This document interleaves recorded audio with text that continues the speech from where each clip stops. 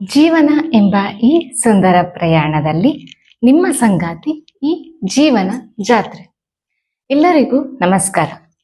ಇವತ್ತು ನಾವು ದಿಂಡಿನ ಮಾವಿನ ಗೊಜ್ಜು ಹೇಗೆ ಮಾಡೋದು ಅಂತ ನೋಡೋಣ. ಈರುಳ್ಳಿ ಕರಿಬೇವು ಏನು ಹಾಕಬೇಕು ಅಂತ ಇಲ್ಲ. ನೀವು ನೀರು ಮುಟ್ಟಿಸ್ದೆ, ನೀರನ್ನ ತಾಗಿಸ್ದೆ ಈ ಗೊಜ್ಜನ್ನ ಮಾಡಿದ್ರೆ ವಾರಗಟ್ಲೆ ಇಡ್ಬೋದು. ಬರೀ ಒಗ್ಗರಣೆ ಹಾಕಿ ನೀರು ಮುಟ್ಟಿಸ್ದೆ ಮಾಡಿದ್ರೆ. ಅಂತ ಟೈಮಲ್ಲಿ ನೀವು ಈರುಳ್ಳಿ ಕರಿಬೇವು ಹಾಕೋದು ಬೇಡ ಆಗತ್ತೆ. ನಾನು ಫ್ಲೇವರಿಗೆ ಹಾಕಿದ್ದು ಅಷ್ಟೆ, ರುಚಿಗೆ ಹಾಕಿದ್ದು. 2 ಹಣ್ಣಾಗಿರೋ ದಿಂಡಿನಕಾಯಿ. ಮೊದಲಿಗೆ ದಿಂಡಿನಕಾಯಿನ ಸಿಪ್ಪೆ ಸುಲ್ಕೋಬೇಕು.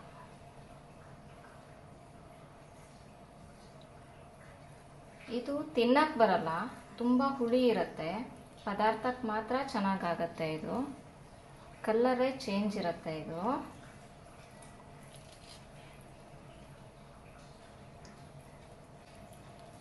ಹಿಂಡ್ಕೊಳ್ಳೋಣ ಈಗ. ಇದನ್ನ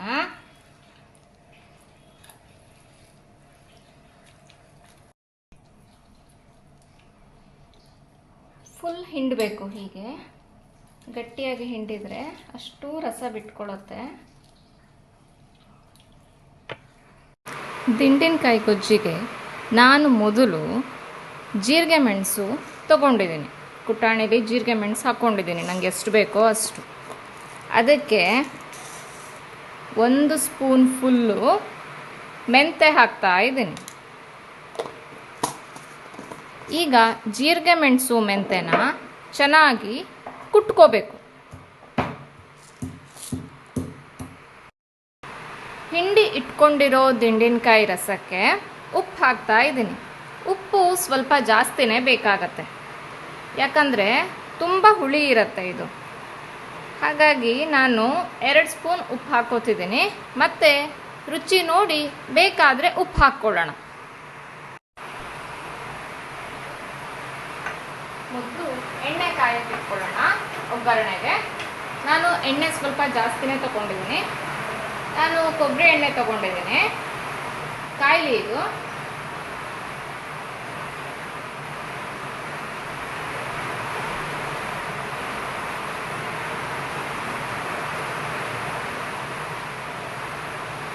ಕಾದಿದೆ. ಈಗ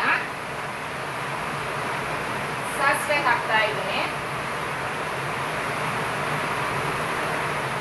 ಸ್ವಲ್ಪ ಜಾಸ್ತಿನೇ ಹಾಕಬೇಕು.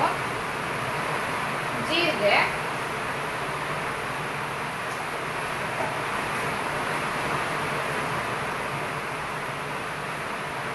ನಂತರ ಕುಟ್ಟಿ ಪುಡಿ ಮಾಡಿಟ್ಕೊಂಡಿದ್ದು ಜೀರಿಗೆ ಮೆಣಸು ಮತ್ತು ಮೆಂತೆ. ಜೀರಿಗೆ ಮೆಣಸು ನಾವು ಒಣ ಮೆಣಸು ತೊಗೊಂಡಿದ್ದೀನಿ. ನೀವು ಹಸಿಮೆಣಸು ಹಾಕೋದಾದ್ರೆ ಹೀಗೆ ಡೈರೆಕ್ಟಾಗಿ ಹಾಕ್ಬೋದು. ಮೆಂತೆ ಮತ್ತು ಜೀರಿಗೆ ಮೆಣಸನ್ನು ನಾನು ಫುಲ್ ಕುಟ್ಟಿ ಪುಡಿ ಮಾಡ್ಕೊಂಡಿದ್ದೀನಿ ಮೊದಲು.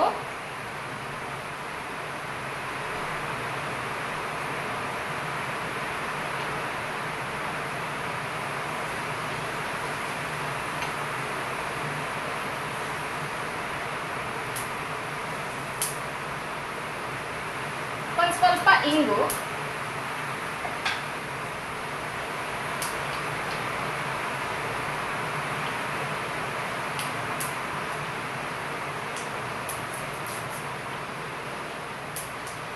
ಕರಿಬೇವಿನ ಸೊಪ್ಪು,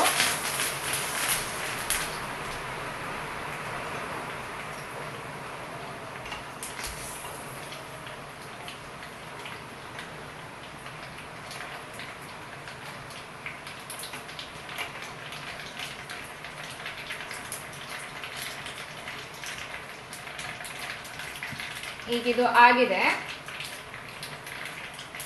ನಾನು ಮೊದಲಿಗೆ ದಿಂಡಿನಕಾಯಿ ರಸಕ್ಕೆ ಉಪ್ಪು ಹಾಕಿಟ್ಟಿದ್ದೀನಿ. ಒಗ್ಗರಣೆನ ಹಾಕ್ತಾ ಇದ್ದೀನಿ.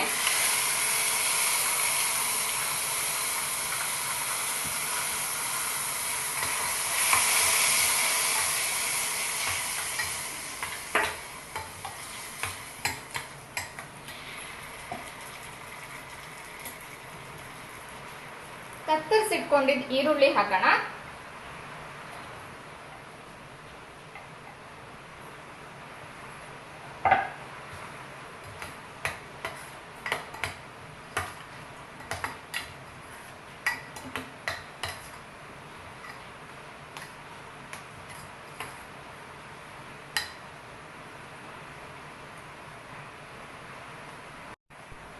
ಈಗ ದಿಂಡಿನಕಾಯಿ ಗೊಜ್ಜು ರೆಡಿಯಾಗಿದೆ.